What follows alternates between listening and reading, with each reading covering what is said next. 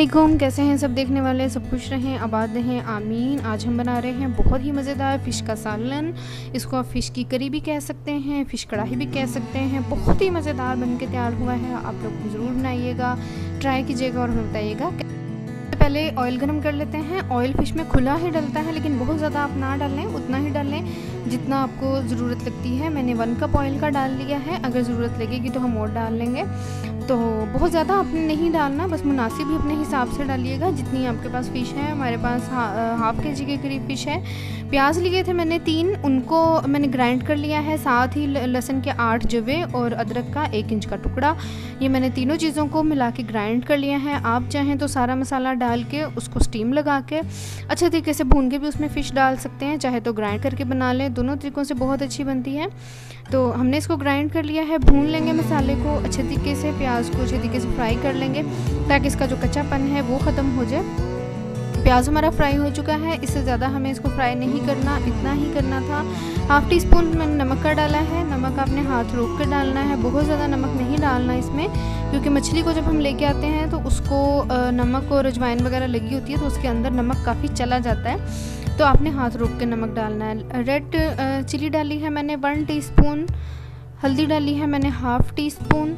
ज़ीरा ये है धनिया पाउडर है हाफ़ टी स्पून। सारे मसालों को अच्छे तरीके से भून लेंगे, इतना कि मसालों की अच्छी सी खुशबू आनी शुरू हो जाए। अच्छे से मसाले भून लेंगे, फिर इसमें डालेंगे हम अपने टमाटो पेस्ट। मैंने टमाटो की भी पेस्ट बनाई है। आप चाहें तो इसमें दही भी डाल सकते हैं, चाहें तो टमाटर डाल लें। जो भी अवेलेबल है आपके पास वो आप डाल सकते हैं। दोनों चीज़ें एक ही काम करती हैं। हमारे पास टमाटर थे तो हमने टमाटर डाल लिए हैं। 3 टमाटर लिए हैं मैंने मीडियम साइज़ के, उनकी भी मैंने प्यूरी बना ली है। कोई भी चीज़ इस मसाले में आपको साबुत नहीं नज़र आनी चाहिए, साबुत ना हो वो बिल्कुल भी अच्छी नहीं लगती। तैरती हुई ऊपर चलती हुई सी फूड में ऐसी चीज़ें बिल्कुल अच्छी नहीं लगती। तो 3 टमाटर लिए थे मैंने सिंपल, उनको मैंने जो है वो उनका छिलका उतार के तो उनको मैंने उनका पेस्ट बना लिया है। अब मैं इसमें डालूँगी साबुत गरम मसाला 8 से 10। इसमें जाएंगी काली मिर्चें साबुत। हाफ़ टी स्पून ज़ीरे का डाला है।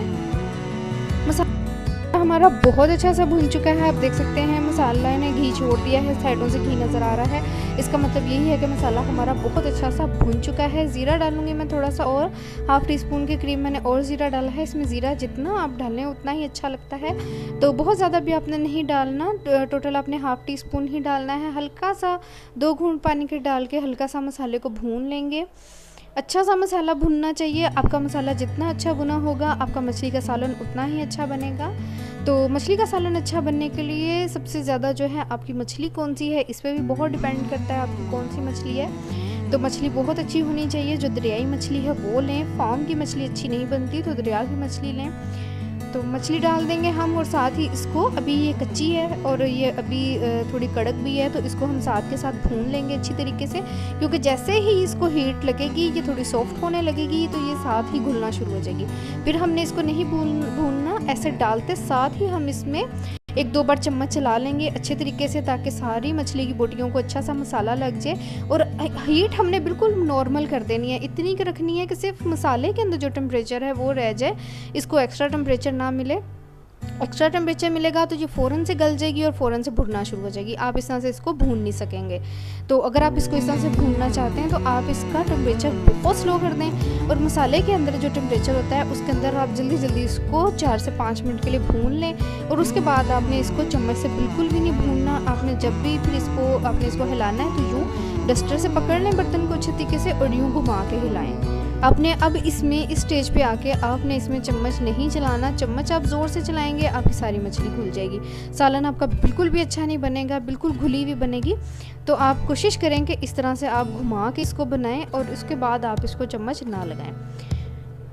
मछली को भून लेंगे मज़ीद अच्छे तरीके से 5 मिनट के लिए इसको इस तरह से भून लेंगे। फिर इसमें थोड़ा सा हम पानी डालेंगे और उसको फिर हम दम पे पकने के लिए छोड़ देंगे 10 मिनट के लिए, और उसके बाद हम डिश आउट करेंगे, आपको दिखाएंगे कैसा बना हमारा सालन। बहुत मज़ेदार बन के तैयार हुआ है। आपने ज़रूर ट्राई कीजिए इसको और कमेंट करके बताइएगा आपको कैसा लगा। बरसात का मौसम है, बरसात के मौसम में ऐसी चीज़ें अच्छी लगती हैं। अब आगे जो है सर्दियाँ आने वाली हैं और सर्दियों की तो ये ख़ास रेसिपी है। मछली का सालन, फ्राई मछली सर्दियों की सौगात है, लेकिन हमने इसको बरसात में ही इंजॉय किया है। तो आप लोग भी ज़रूर बनाएं, ट्राई कीजिए, बहुत अच्छा, बहुत मज़ेदार ये बनता है। बहुत बेसिक सी रेसिपी है, नॉर्मल सिंपल सी। मछली हमारी बन के तैयार है। 10 मिनट के लिए हमने इसको दम दे दिया था और आप देख सकते हैं सारे पीस इसके साबुत हैं, कोई पीस इसका घुला हुआ नहीं है। और ये कम से कम 15 से 20 मिनट इसको हो गए दम पे पड़े हुए ये पक रहा है। अब इसमें मैंने 2 हरी मिर्चें डाल दी हैं, साबुत हरा धनिया डाला है, थोड़ी सी हम इसमें डाल लेंगे सूखी मेथी। सूखी मेथी इसमें ज़रूर डाल लें। वैसे तो आप इसकी भुनाई इतनी अच्छी कर लें कि ये जिस तरह से हमने इसको भुना इस तरह से भून लें तो इसमें से बिल्कुल भी स्मेल नहीं आएगी, लेकिन फिर भी सूखी मेथी इसमें ज़रूर डालें, उसकी एक स्पेशल स्मेल होती है, तो उसके साथ मछली बहुत अच्छी लगती है। गरम मसाला पाउडर डाला है हाफ़ टी स्पून ही इसमें डालेंगे हम सूखी मेथी। 5 मिनट के लिए इसको दम पे छोड़ेंगे, फ्लेम ऑफ करके ढक्कन इसका ढक देंगे, बिल्कुल नहीं नीचे हमने रखनी, बस इसका ढक्कन रख के हमने इसको 5 मिनट के लिए छोड़ देना है। और उसके बाद हम इसको डिश आउट करते हैं और आपको दिखाते हैं कि कैसी बनी है हमारी मछली। मुनासिब सा हमने इसको हल्का सा मसाले वाली ही बनाई है, बिल्कुल रूखी नहीं बनाई। आप चाहे इसको नान के साथ एंजॉय करें, चाहे तो आप इसको चपाती के साथ खाएं। बहुत मज़ेदार बनी है और बहुत ही क्विक बन जाने वाली रेसिपी है, ज़रूर ट्राई कीजिएगा। सालन हमारा बनके तैयार है, ज़रूर ट्राई कीजिए, कमेंट करके बताइए आपको कैसी लगी ये रेसिपी। दुआओं में याद रखिएगा। फिर मिलेंगे किसी और वीडियो में किसी और अच्छी सी रेसिपी के साथ। तब तक के लिए अपना बहुत ख्याल रखें, हमें दुआओं में याद रखें।